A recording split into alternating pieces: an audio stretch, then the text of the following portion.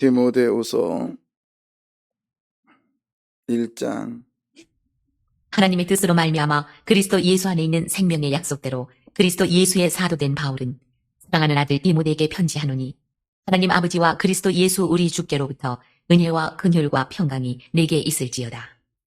내가 밤낮 간구하는 가운데 쉬지 않고 너를 생각하여 청결한 양심으로 조상적부터 섬겨오는 하나님께 감사하고, 내 눈물을 생각하여 너 보기를 원함은 내 기쁨이 가득하게 하려 함이니, 이는 내 속에 거짓이 없는 믿음이 있음을 생각함이라. 이 믿음은 먼저 내 외조모 로이스와 내 어머니 유니게 속에 있더니 내 속에도 있는 줄을 확신하노라. 그러므로 내가 나의 안수함으로 내 속에 있는 하나님의 은사를 다시 부릴 듯하게 하기 위하여 너로 생각하게 하노니, 하나님이 우리에게 주신 것은 두려워하는 마음이 아니요 오직 능력과 사랑과 절제하는 마음이니, 그러므로 너는 내가 우리 주를 증언함과 또는 주를 위하여 갇힌 자 된 나를 부끄러워하지 말고 오직 하나님의 능력을 따라 복음과 함께 고난을 받으라.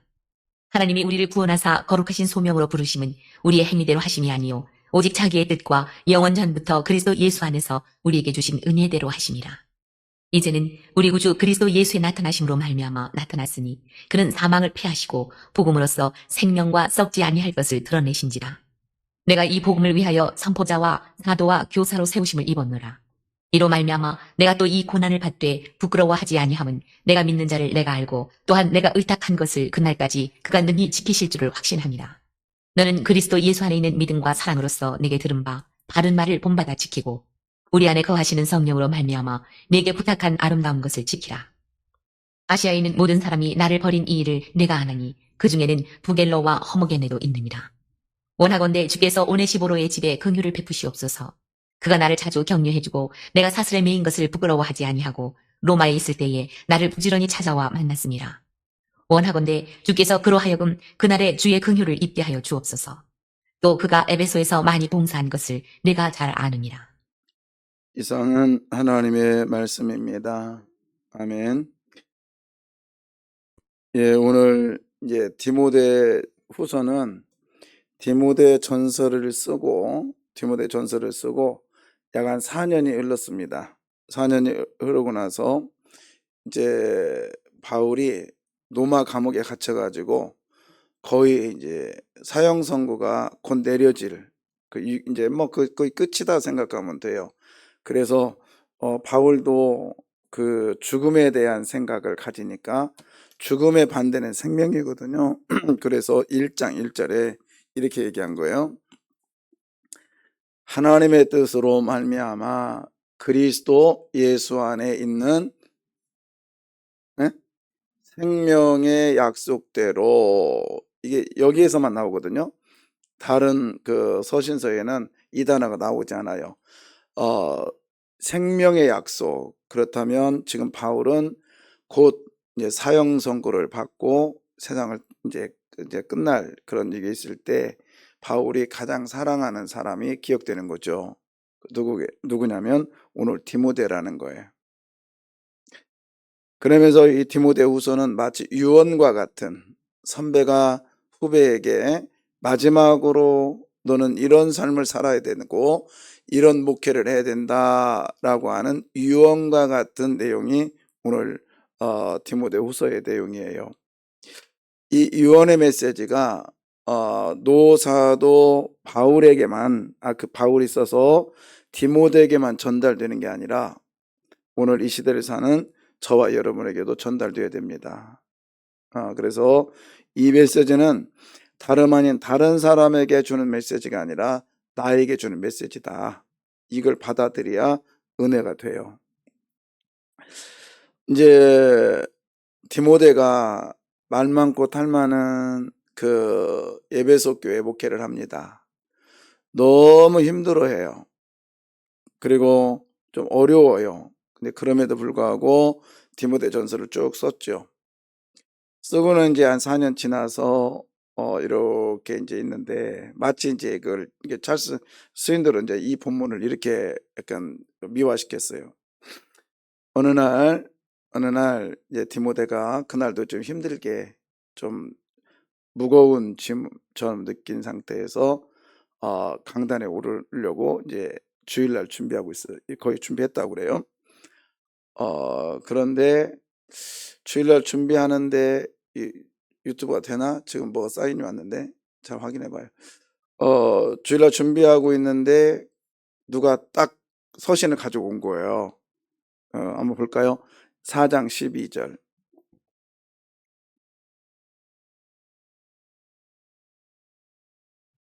4장 12절 보면 뭐라고 되어 있어요? 죽이고는 예배소로 뭐 했다? 예, 그러니까 이제 지금 죽이고라는 사람이 이제 아마도 이 편지를 가지고 디모데에게 딱 보인 거예요. 그러니까 이제 디모데는 되게 궁금했을 거 아닙니까? 지금 이 두기고가 에베소로 왔다 이 말은 지금 에베소에 있는 지금 디모데에게 왔으니까 이 사람이 바울이 보낸 걸 알았단 말이죠. 알고 있으니까. 근데 손에 뭔가를 쥐고 온 거예요.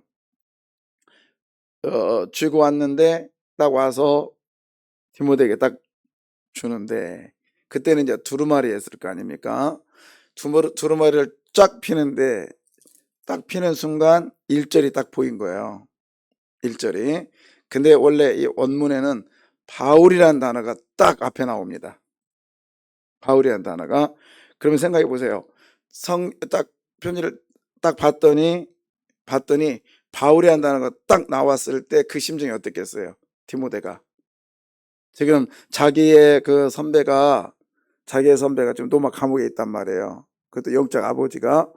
그런데 영적 아버지가 노마 감옥에 있는 것을 노심초사하면서 매일같이 걱정하며 기도하는데 거기서 사람이 딱 왔는데 딱 와서 딱 보니까 편지를 딱 펴는 순간 뭐라고 돼 있냐면 바울은 딱 돼 있어요. 참 그 심정은 어땠을까? 그렇죠? 예, 저도 일본에 있을 때 마지막 이제 한국에 오려고 하는데 막 이제 못 가게 한 거죠. 왜냐면 이제 우리의 이제 어떤 시간들이 있어야 되는데 저는 이제 총신에 가려고 내가 지금 가지 않으면 총신에 가서 공부를 못 할 것 같습니다. 그것도 1년 재수를 해야 되는데 근데 지금 막 가서 해야 되는데 그러지 않으면 안 될 것 같습니다. 그랬더니 절대 못 가게 하는 거예요. 그래가지고 그때 이제 일본에는 이제 고베 신학이나 칸사이 세이쇼 신학교가 있었어요. 그 관서 성서 신학이라고 있었는데 그 신학교에 이제 이미 칸사이 세이쇼 거기는 이제 합격을 해놓고 있었는데 이제 한국에 가서 이제 모든 서류만 가지고 가면 돼요. 근데 이제 너 여기 신학할 수 있으니까 굳이 한국에 갈 필요 있겠냐? 근데 가야 되겠다는 거예요. 그래서 이제 오려고 하니까 저희 그 영적 지도자가 저한테 딱 뭔가를 내밀어요. 딱 봤더니 그림을 그린 내용이었어요. 그게 뭐냐면 CCC에서 주로 쓰는 마음의 보좌와 그런 그림 있잖아요. 중심에 예수가 있고 내가 있고 그림을 딱 그려주면서 평생 이것 보면서 살아 딱 그러는 거예요. 그래서 얼마 동안 정말 보면서 살았어요. 그러다가 잊어버렸어요. 잊어버리면서 제 마음에 새겼어요.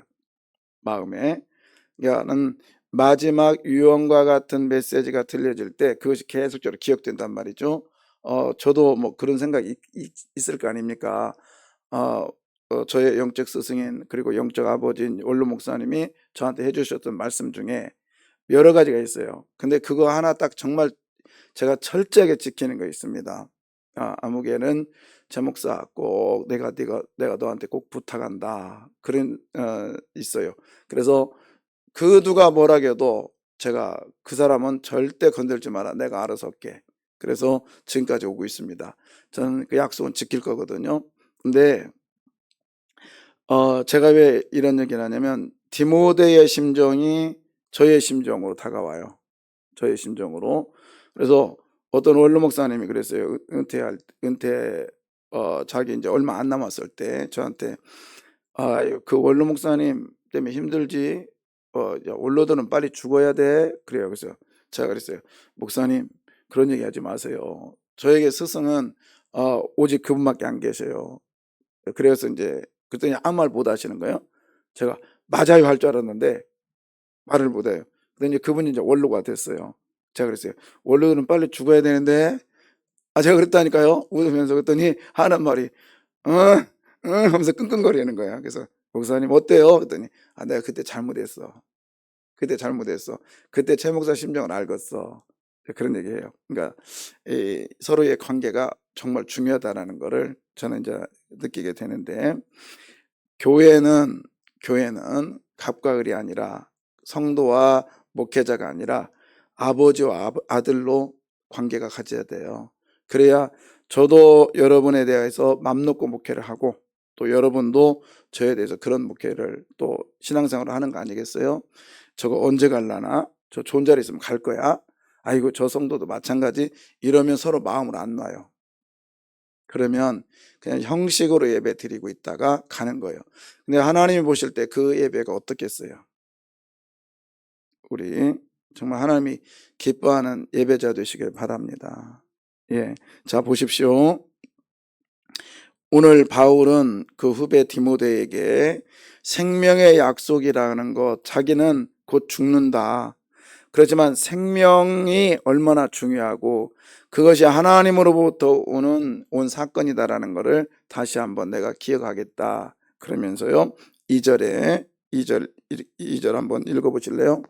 사랑하는 아들 디모데에게 편지하노니 하나님 아버지와 그리스도 예수 우리 주께로부터 은혜와 긍휼과 평강이 내게 있을지어다. 예, 그러니까 바울은 디모데에게 지금 뭐라고 하냐면 사랑하는 누구요? 아들이라고 불러요. 그러면서 뭐라고 하냐면 하나님 아버지와 그리스도 예수 우리 주께로부터, 그러면서 디모데 1장에 전서 1장에도 이 말을 썼어요. 은혜와 그다음 뭐예요? 긍휼과 그다음에 평강. 그러니까 보통은 은혜와 평강이라는 말을 주로 썼는데, 은혜라고 하는 이 단어는 유대인들에게 주신 거고, 아니 헬라인들에게 주신 거고, 평강이란 단어는 샬롬, 그러니까 저기 유대인들에게 준 거여서 교회는 유대인이나 헬라인이 하나가 돼야 된다, 그렇게 말했잖아요. 이제 그러면서 또 하나는 그냥 은혜로 받아들이고 평강은 평강으로 받아들여서 교회 안에는 은혜와 평강이 있어야 된다, 이렇게도 번역이 가능하다 했죠. 그런데 거기다 국률을 집어넣었단 말이에요. 국률이라는 단어가 뭐죠? 라함, 그랬죠. 레헴, 라함. 그래서 어머니의 뭐예요? 자궁이라고 했잖아요. 자, 그러면 자궁 안에 있는 아이는 마음대로 할 수 있어요, 없어요? 없죠. 엄마의 도움이 있어야만이 이 아이가 설 수 있단 말이죠. 그래서 국리란 단어가 뭐냐? 아버지, 나는 할 수 없고요, 오직 아버지의 도움으로만 내가 올곧게 설 수 있어요. 이런 단어예요, 국률이. 그러니까 바울이 지금 디모데에게 말한 거예요. 아들아. 그러면 아버지잖아요. 그러면서 내가 해보니까 목회는 내 능력이 아니더라. 누구의 도움이 있어야 된다? 그렇죠. 아버지의 도움이 있어야 돼. 엄마의 자궁의 안에 들어있는 아이에 불과해, 나는. 응? 엄마의 자궁을 통해서 영양분이 오고, 그것은 엄마의 능력이었더라. 예, 여러분, 신앙생활 하는데 내 능력은 없어요. 여러분의 신앙도 누구의 도움이 있어야 돼요? 어? 그렇죠. 어제 전화가 왔어요. 김복순 권사님이, 휠체어 하신 우리 김복순 권사님이 나한테 전화 왔어요. 목사님, 그것도 2통이나 왔어요. 그래서 예, 권사님 어떤 일이세요? 그랬더니 김장 해요? 그래서 내일부터 하지요. 그랬더니 저도 갈게요. 그래서 그 마음이 얼마나 예뻐요. 제가 모시고 와야 되겠어. 그래서 오면 짐이에요 말하려다가 말하지 못하고, 권사님 힘들지 않겠어요? 그랬더니 그렇지 않아도 가려고 하는데 애들이 못 가게 하네. 근데 너무 미안해요. 그래요. 그분의 어떤 그 심정을 우리 하나님께서 받으셨으라고 믿어요. 예. 오늘 시간도 있는데 안 오는 사람들은 좀 찔리라고 내가 얘기하는 건데, 예. 이성호 원사님, 오늘 놀고 있으면 교회로 와요, 우리 교회. 알았죠? 와서 일 좀 해요. 오셔요. 어디 가? 입으로 그냥 이렇게 즐겁게 해도 돼요. 예. 그래서 교회는 내 능력이 아니라 누구의 도움? 하나님의 도움이 있어야 되는데 그 하나님의 도움의 도구가 누가 돼야 되냐? 내가 돼야 됩니다. 예. 그러면서 영적인 아들에게 국률이란 단어를 제가 디모데 1장을 할 때는 전서 1장을 할 때는 안 했어요. 너무 감격스러운 거예요. 이 단어가 정말 바울이 얼마나 이렇게 말해도 되잖아요. 이제 2절 다시 한번 봐봐요. 이렇게 말해도 돼. 지금 바울이 어디 있다고요? 감옥에 있어. 막 그냥 찍찍해요. 저희 로마 감옥 갔다 왔거든요. 정말 찍찍하고요. 목을 탁 잘라가지고 이 전설에 하면 이 목을 탁 잘라서 죽었는데 이 바울의 목이 통 3번 뛰었대요. 정월성 갔다 오셨어요? 딸 잘 둬서 좋겠네. 통통통 뛰니까 거기에 그 물이 솟아났다고. 거기에 그래서 그 교회에 샜다고요. 그런 그 지역. 네, 그 정도로 바울은 끝까지 했다는데 그 참수당했다고요. 목이 잘렸단 말이에요. 그러면 생각해 보세요. 그 칙칙한 감옥 안에서 이렇게 말해도 되잖아요. 사랑하는 아들 디모데야, 디모데에게 내가 편지한다. 하나님의 아버지 그리스도 예수의 은혜 예수로부터 그렇게 하면서 나는 죽겠다 지금. 나는 지금 이 순간이 고통이다. 너무 힘들어. 이렇게 해도 되잖아요. 자기의 심정을. 그러나 하나님을 생각하니까 은혜와 긍휼과 평강이 있더라는 거예요. 근데 만약에 사랑하는 아들 디모데에게 편지한다 그러면서 내가 로마의 감옥에 있는 나는 너무 힘들고 칙칙하고 고통스럽다 이렇게 말할 수도 있었잖아요. 네, 감옥을 생각했으면 그럴 수도 있어요. 그러나 감옥이 있다 할지라도 지금 누구 생각하고 있는 거예요? 하나님 아버지 생각하니까 은혜와 긍휼과 평강이 이라는 고백이 내 입에서 나오는 거예요. 여러분, 제가 말씀드렸잖아요. 감사할 수 있는 사람, 즉 하나님께 감사할 수 있는 사람은 하나님을 발견해야 하나님께 감사할 수 있어요. 그냥 감사가 안 돼요. 하나님을 만나야 하나님께 감사할 수 있는 거예요. 자, 그러면서요.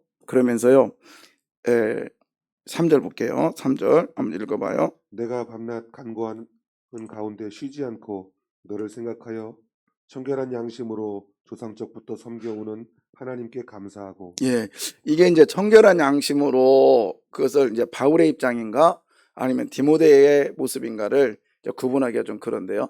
내가 밤낮으로 뭐 하고 있다?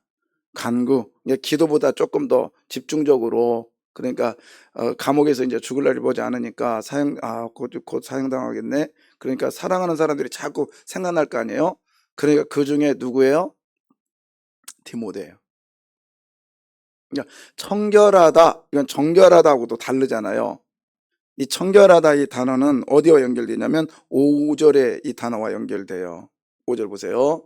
이게 대꾸가 되는데 이는 네 속에 뭐가 없는 이거와 반대적인 개념인데 그러면 거짓이 없다는 단어가 뭐냐면 그러니까 거짓이라는 그러니까 것이 똑같은 단어예요. 의미가 거짓이 없다라 거짓이 없다 이 말은 뭐냐면 연기하지 않는다. 그러니까 쇼하지 않는다. 외식 떨지 않는다. 히포크리시스. 연기하지 않는 삶. 그러니까 우리가 겉과 속이 다른 믿음이 아닌 청결이 뭐냐면 똑같은 거예요. 응? 겉과 속이 똑같은 거. 근데 이게 정말 어렵죠. 속으로는 미워하면서도 겉으로는 거룩한 척하고 있는 이런 모습이 우리들의 모습. 근데 우리가 거짓이 없는 믿음 갖기를 원합니다. 속이지 않는 믿음, 연기하지 않는 믿음. 디모데는 그걸 가지고 있었다는 거죠. 그리고 바울 또한 그런 심정으로 내가 솔직하게 너에게 위하여 기도한다.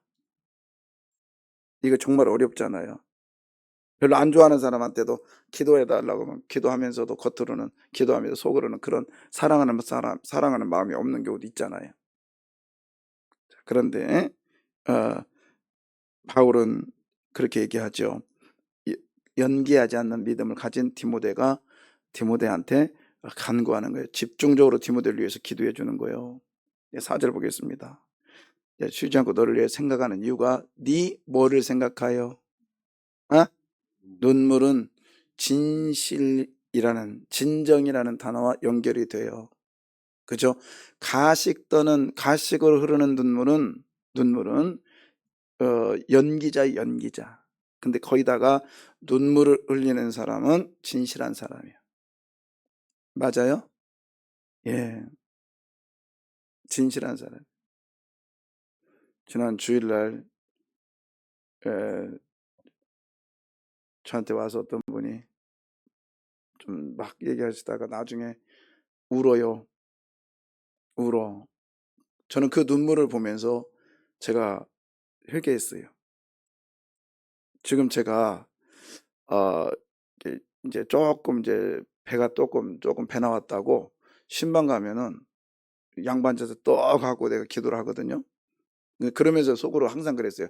내가 언제부터 이렇게 이러고 있냐. 근데 그분이 저한테 그러면 처음에 신방 왔을 때 그 모습을 얘기해 주는 거예요. 제가 그 집에 왔을 때 무릎을 탁 꿇고 기도를 하는데 나중에 그분의 손을 딱 잡고 기도를 하는데 놀랬대요. 그러면서 그 얘기를 쭉 하면서 울으시는데 그 진실된 눈물이 보이더라고요. 그러면서 저도 같이 울었어요. 왜? 내가 그런 삶을 어느 순간인가 잊고 있더라고요. 그러니까 눈물은 사람의 진실된 마음을 표현하게 해요.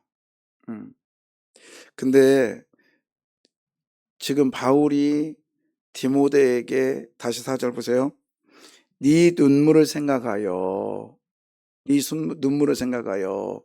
그러면 바울이 디모데의 어떻게 보면 마지막 장면이었던지 디모데가 엄청 울었던 장면이 기억났을 거예요. 그죠? 언제였을까 봤더니 눈물에 대해서 살펴보니까 사도행전 20장에 바울이 이제 밀레도에서 에베소를 떠나 밀레도에서 이제 저기로 가려고 그래요. 예루살렘으로 갈 때 에베소의 장로들이 이렇게 배웅을 나옵니다. 그때 바닷가에서 서로 부둥켜 안고 울어요. 우는데 생각해 보세요. 디모데라고 하는 이 젊은 목회자를 거기다 두고 가는 거야.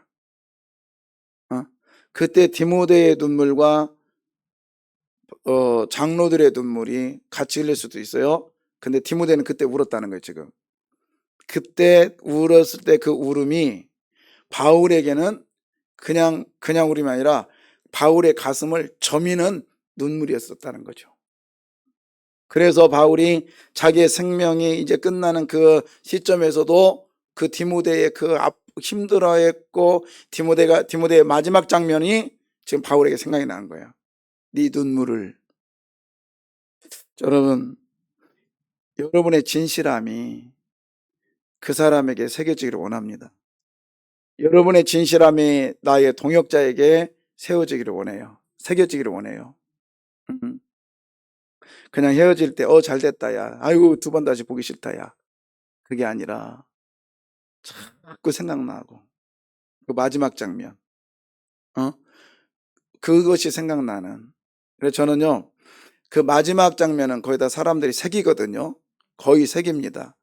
그래서 특별히 죽음 앞에서 저는 여러분에게 꼭 부탁드리고 싶은 게 뭐냐면 그 삼배로 그냥 꽁꽁 싸지 말고 그 우리 했잖아요. 우리 이창섭 장님도 하고 우리 권사님도 하고 제가 몇 분 외고 저희 아버지도 그랬어요.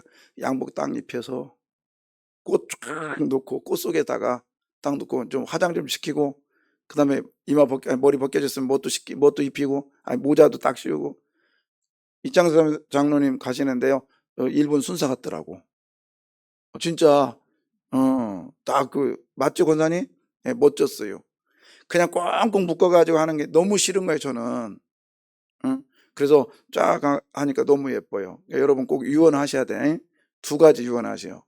하나는 그 뚜껑에다 뭐라고 그랬지? 뚜껑이 아니라 그 단지에다가 생년을 쓸 거 없어. 날짜 나이도 쓸 것도 없어. 딱 그거만 써요. 천국 가서 만나자. 예, 저는 저희 그 장인어른 묘비에다 그랬어요. 천국에서 만나요. 다른 거 쓸 거 없어요. 뭐 몇 살 살라고 이거 별로 중요하지 않아요. 언제 돌아가셨다도 중요하지 않아요. 아이들이 와서 메시지를 전할 수 있는 메시지가 중요한 거지. 그리고 마지막 장면 한번 생각해 보세요. 저는 우리 교회 와가지고 한 200건 넘게 제가 장례 치렀잖아요. 그래서 별의별 사람 다 봤을 거 아닙니까? 지금은요, 영안실에 가서 막 할 때 꼭 잠자는 사람 쓰다듬는 것 같아, 나는 지금은. 감각이 없어져 버렸어요, 지금. 그런데 제가 기억나는 게 뭐냐면, 그렇게 예쁘게, 멋있게 하고 하니까 제 마음 편안해요. 한번 해봐요, 여러분. 그리고 화장 쫙 하고요. 이쁘다니까요. 여튼, 여러분, 마지막, 우리가 다른 사람에게도 정말 진실된 모습으로 마지막을 보이기를 바랍니다. 오늘 디모데가 바울에게 진실된 모습을 보인 거죠. 뭘로? 눈물로. 눈물로. 눈물보다 더 진실한 게 어딨냐고요. 그것이 청결한 마음, 그것이 거짓 없는 믿음이라는 거예요. 우리 그렇게 삽시다. 예, 그렇게 살아야 돼요. 그것이 우리의 전부가 돼야 됩니다. 예. 오늘 15절에 보면 15절 읽어볼까요? 아시아에 있는 모든 사람이 나를 버린 이를 내가 아나니 자, 보세요. 아시아에 있는 모든 사람이 나를 버렸다. 바울이 이런 배신을 많이 당했다라는 거예요. 저는 이래서 목회가 힘든 것 같아요. 정말 진실함으로 대했는데 돌아오는 거는 배신으로. 그런데 보십시오. 이유가 있었어요. 8절. 이유가 그러므로 너는 내가 우리 주를 증언함과 또 주를 위하여 갇힌 자 된 나를, 그러니까 갇혔기 때문에 부끄러워했다는 거예요. 근데 디모데는 갇혔어도 부끄러워하지 말아달라. 왜? 내가 중요한 게 아니라 하나님의 능력을 따라 뭐가 중요해? 복음이 중요해. 여러분, 사람 바라보면 안 돼요. 하나님의 복음 바라보면서 갑시다. 응. 바울이 감옥에 갇히니까 아시아의 사람들이야 바울의 능력과 바울이 가졌던 그건 다 헛것이구나. 저저 쇼였구나. 그러면서 아시아 사람들은 다 배신했다면. 그러면서 바울이 전했던 복음을 부끄러워하면서 떠나버렸지만 너만큼은 그렇게 않기를 바래. 이 얘기입니다. 여러분, 우리 복음을 부끄러워하지 마시길 바랍니다. 기도하겠습니다.